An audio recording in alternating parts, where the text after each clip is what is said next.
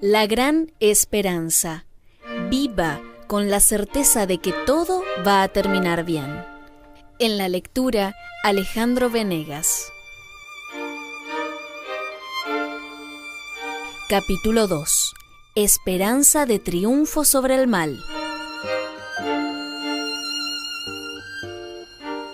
Pondré enemistad entre ti y la mujer, y entre tu simiente y la simiente suya.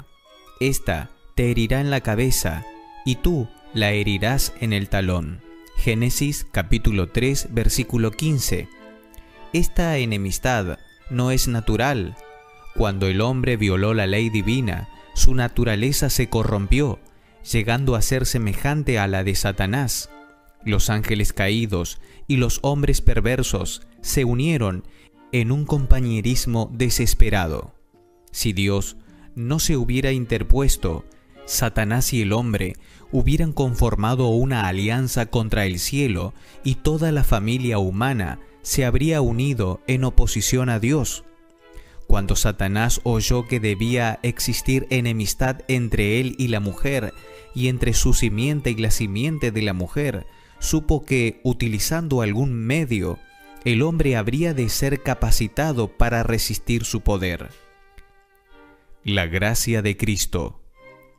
Cristo implanta en el hombre enemistad contra Satanás.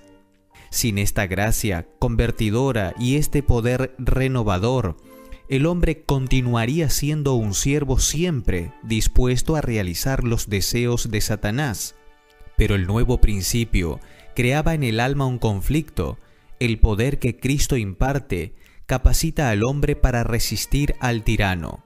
El aborrecer el pecado, en vez de amarlo, revela un principio que es totalmente de arriba. El antagonismo entre Cristo y Satanás se manifestó en forma notable en la recepción que el mundo le tributó a Jesús. La pureza y la santidad de Cristo le acarrearon el odio de los impíos.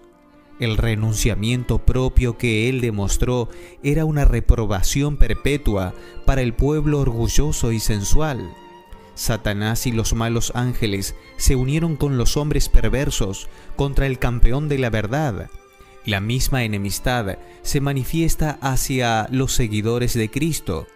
Todos los que resisten la tentación despertarán la ira de Satanás. Cristo y Satanás no pueden armonizar. Todos los que quieren vivir piadosamente en Cristo Jesús padecerán persecución. Segunda de Timoteo capítulo 3 versículo 12. Los agentes de Satanás tratan de engañar a los seguidores de Cristo y de seducirlos para que abandonen su lealtad. Pervierten las Escrituras para conseguir su objetivo. El espíritu que dio muerte a Cristo mueve a los malvados con el deseo de destruir a los cristianos. Todo esto se predijo: pondré enemistad entre ti y la mujer, y entre tu simiente y la simiente suya. ¿Por qué es que Satanás no encuentra mayor resistencia? Porque los soldados de Cristo tienen muy poca relación verdadera con Cristo. El pecado no es repulsivo para ellos como lo era para su maestro. No le hacen frente con decidida resistencia. Están cegados en cuanto al carácter del príncipe de las tinieblas. Multitudes no saben que su enemigo es un general poderoso que guerrea contra Cristo. Aún los ministros del Evangelio descuidan las evidencias de su actividad. Parecen ignorar su verdadera existencia. Un enemigo vigilante. Este enemigo vigilante está introduciendo su presencia en cada hogar, en cada calle, en las iglesias, en los concilios nacionales y en las cortes de justicia, creando perplejidad, engañando, seduciendo y arruinando por doquiera el alma y el cuerpo de hombres y mujeres y niños. Quebranta la unión familiar, sembrando odios, disensiones, sediciones y homicidios. Y el mundo parece considerar estas cosas como si Dios las hubiera ideado y como si ellas debieran existir. Todos los que no son seguidores decididos de Cristo son siervos de Satanás. Cuando los cristianos eligen la sociedad de los impíos, se exponen a sí mismos a la tentación. Satanás se les oculta de la vista y cubre sus ojos con su manto engañador. La conformidad con las costumbres mundanas convierte a las iglesias al mundo. Nunca convierte al mundo a Cristo. La familiaridad con el pecado hará que éste aparezca menos repulsivo. Cuando afrontamos pruebas en el camino del deber, podemos estar seguros de que Dios nos protegerá, pero si nos colocamos a nosotros mismos bajo la tentación, tarde o temprano caeremos. El tentador a menudo obra con más éxito por medio de aquellos de quienes menos se sospecha que estén controlados por su poder. Los talentos y la cultura son dones de Dios, pero cuando estas cosas lo separan a uno de Él, se convierten en una trampa. Más de un hombre de cultura intelectual y de manera agradables es un instrumento pulido en las manos de Satanás. Nunca olvidemos las advertencias inspiradas que han resonado a través de los siglos hasta nuestro tiempo. Sed sobrios y velad, porque vuestro adversario el diablo, como león rugiente, anda alrededor buscando a quien devorar. Primera de San Pedro capítulo 5 versículo 8. Vestíos de toda la armadura de Dios para que podáis estar firmes contra las acechanzas del diablo. Efesios capítulo 6 versículo 11. Nuestro gran enemigo se está preparando para su última campaña. Todos los que sigan a Jesús estarán en conflicto con este enemigo. Cuanto más de cerca el cristiano imite al modelo divino, más infaliblemente se hará blanco de los asaltos del diablo. Satanás atacó a Cristo con fiereza y tentaciones sutiles, pero fue rechazado en todo conflicto. Esas victorias que él obtuvo hacen que también nosotros podamos vencer. Cristo dará fuerza a todos los que la busquen. Ningún hombre, sin su propio consentimiento, puede ser obligado por Satanás. El tentador no tiene el poder para controlar la voluntad o para forzar al alma a pecar. Puede causar aflicción, pero no contaminación. El hecho de que Cristo triunfó debe inspirar en sus seguidores el valor para pelear la batalla contra el pecado y contra Satanás. Los ángeles ayudan. En las Escrituras se describen claramente a los ángeles de Dios y a los malos espíritus y cómo interactúan con la historia humana. Los santos ángeles son enviados para servir a los que serán herederos de la salvación. Hebreos capítulo 1 versículo 14. Los ángeles buenos o malos son considerados por muchos como espíritus de los muertos, pero las Escrituras demuestran que no se trata de espíritus desencarnados de los muertos. Antes de la creación del hombre, los ángeles ya existían, pues cuando eran puestos los fundamentos de la tierra, alababan todas las estrellas del alba y se regocijaban todos los hijos de Dios. Job capítulo 38 versículo 7. Después de la caída del hombre, antes que hubiera muerto algún ser humano, fueron enviados ángeles a guardar el árbol de la vida. Los ángeles son superiores a los hombres, porque el hombre fue hecho poco menor que los ángeles. Salmo capítulo 8 versículo 5. Dijo el profeta: Oí la voz de muchos ángeles alrededor del trono. Ellos sirven en la presencia del Rey de Reyes, pues son ministros suyos, que hacen su voluntad, obedeciendo a la voz de su precepto. Apocalipsis capítulo 5 versículo 11, Salmo 103 versículos 20 y 21. San Pablo dice que son huestes innumerables. Hebreos capítulo 12 versículo 22. Como mensajeros de Dios van y vienen como relámpagos. Ezequiel capítulo 1 versículo 14. Así de veloz es su vuelo. El ángel que apareció en la tumba del Señor y cuyo aspecto era como un relámpago, hizo que los guardias temblaran de miedo y quedaran como muertos. San Mateo capítulo 28, versículos 3 y 4. Cuando Sennacherib blasfemó contra Dios y amenazó a Israel, salió el ángel de Jehová y mató en el campamento de los asirios a 185,000. Segundo de Reyes capítulo 19, versículo 35. Los ángeles son enviados con misiones de misericordia a los hijos de Dios. A Abraham fueron enviados con promesas de bendición, a Lot para rescatarlo de la condenación de Sodoma, a Elías porque estaba por perecer en el desierto, a Eliseo con carruajes y caballos de fuego cuando fue asediado por sus enemigos, a Daniel cuando estaba abandonado como presa de los leones, a San Pedro estando condenado a muerte en la cárcel de Herodes, a los presos de Filipo, a San Pablo en la noche de la tempestad sobre el mar, a Cornelio para abrir su mente con el fin de que pudiera recibir el Evangelio, para enviar a San Pedro con el mensaje de salvación a un extranjero. Así los santos ángeles han servido a los hijos de Dios. Los ángeles guardianes. Un ángel guardián ha sido señalado para acompañar a todo seguidor de Cristo.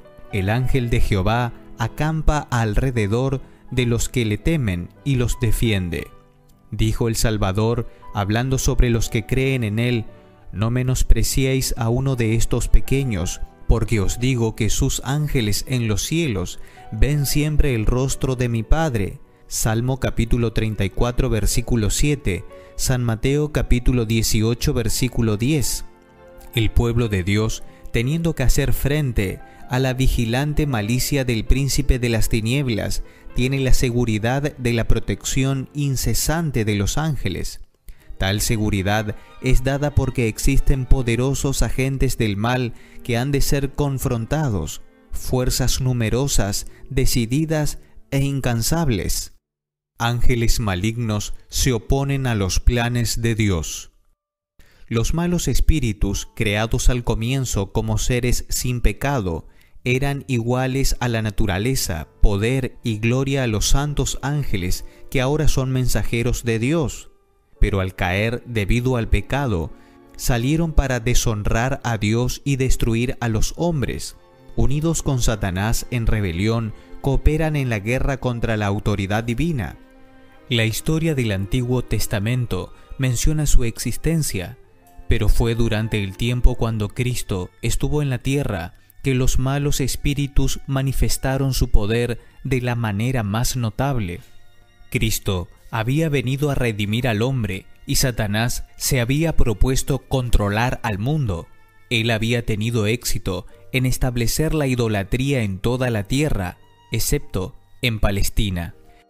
Cristo vino al único país que no se había entregado totalmente al tentador, extendiendo sus brazos de amor, invitando a todos a encontrar perdón y paz en él.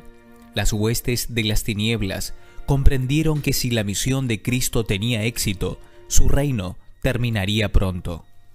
En el Nuevo Testamento se declara que había hombres poseídos por demonios. Las personas que sufrían de esta manera no eran afligidas sencillamente por una enfermedad debida a causas naturales. Cristo reconoció la presencia directa y la obra de los malos espíritus. Los endemoniados de Gadara, maníacos miserables, se retorcían, echaban espumarajos por la boca, se hacían violencia a sí mismos y constituían un peligro para todos los que se le acercaban. Sus cuerpos sangrantes y desfigurados, así como sus mentes trastornadas, resultaban un espectáculo muy agradable para el príncipe de las tinieblas. Uno de los demonios que dominaban a estos afligidos declaró: «Legión me llamo, porque somos muchos». San Marcos capítulo 5 versículo 9. En el ejército romano, una legión consistía en 3 a 5,000 hombres. A la orden de Jesús, los malos espíritus abandonaron sus víctimas, quedando éstas tranquilas en uso de su razón afable. Pero los demonios ahogaron a una piara de cerdos en el mar, y para los habitantes de Gadara, esa pérdida era más importante que la bendición que Cristo había concedido, y pidieron que el Salvador divino se retirara. San Mateo, capítulo 8, versículos 23 y 24. Echándole la culpa de su pérdida a Jesús, Satanás suscitó los temores egoístas del pueblo y les impidió escuchar las palabras del Salvador. Cristo permitió que los malos espíritus destruyeran a los cerdos como una reprobación a los judíos que estaban criando esos animales inmundos para obtener ganancias. Si Cristo no hubiera restringido a los demonios, estos no solamente habrían sumergido a los cerdos en el mar, sino también a quienes los cuidaban y a los dueños. Además, este acontecimiento fue permitido para que los discípulos, presenciando el poder cruel de Satanás tanto sobre los hombres como sobre los animales, no fueran engañados por sus trampas. Era también el propósito de Dios que el pueblo contemplara su poder para quebrantar la esclavitud de Satanás y libertar a sus cautivos. Aunque Jesús partió de allí, los hombres liberados de manera tan maravillosa permanecieron para declarar las misericordias de su benefactor. Se registran otros casos: la hija de una mujer sirofenicia, terriblemente afligida por un mal espíritu, al cual Jesús echó mediante su palabra. San Marcos, capítulo 7, versículos 24 al 30. El joven que tenía un espíritu, que a menudo lo arrojaba en el fuego y el agua para destruirlo. San Marcos, capítulo 9, versículos 17 al 27. El maniático atormentado por un espíritu de demonio inmundo que perturbaba la tranquilidad del sábado en la sinagoga de Capernaum. San Lucas, capítulo 4, versículos 33 al 36. Todos estos fueron sanados por el Salvador. En casi todos los casos, Cristo se dirigió al demonio como una entidad inteligente, ordenándole que dejara de atormentar a su víctima. Los adoradores de Capernaum se asombraron y se decían unos a otros: ¿qué palabra es esta que con autoridad y poder manda a los espíritus impuros y salen? San Lucas capítulo 4 versículo 36. Con el propósito de obtener poder sobrenatural, algunos daban la bienvenida a la influencia satánica. Estos, por supuesto, no tenían conflicto con los demonios.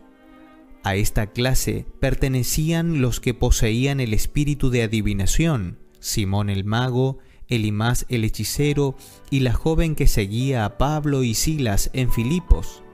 Hechos capítulo 8 versículos 9 y 18, capítulo 13 versículo 8, capítulo 16 versículos 16 al 18. Peligro. Nadie está en mayor peligro que los que niegan la existencia del diablo y sus ángeles. Muchos prestan atención a sus sugerencias, mientras suponen que están siguiendo su propia sabiduría. A medida que nos acercamos al fin del tiempo, cuando Satanás ha de obrar con mayor poder para engañar, hará circular por doquiera la creencia de que él no existe. Su treta consiste en ocultarse a sí mismo y esconder sus métodos de trabajo. El gran engañador teme que lleguemos a familiarizarnos con sus procedimientos. Para disfrazar su verdadero carácter, ha hecho que sea representado de tal manera que se lo considere algo ridículo o despreciable. Le agrada ser pintado como deforme o repugnante, mitad animal y mitad hombre. Le gusta oír su nombre usado como objeto de diversión y de burla. Debido a que se ha disfrazado con consumada habilidad, muchos preguntan: ¿existe realmente un ser semejante? Debido a que Satanás puede dominar con rapidez la mente de quienes son inconscientes de su influencia, la palabra de Dios descubre ante nosotros sus fuerzas secretas y así nos coloca en guardia. Seguridad en Jesús. podemos hallar asilo y liberación en el poder superior de nuestro Redentor. Solemos asegurar cuidadosamente nuestras casas con cerrojos y candados para proteger nuestra propiedad y nuestra vida de los malos hombres, pero rara vez pensamos en los ángeles malos, contra cuyos ataques no tenemos defensa alguna si dependemos de nuestra propia fuerza.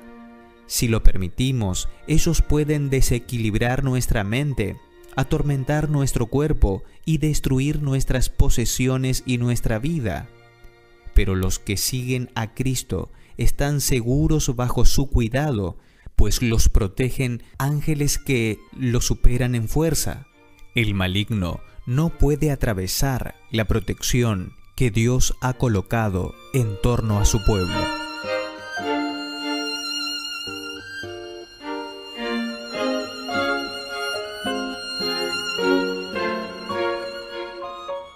Esto fue La Gran Esperanza.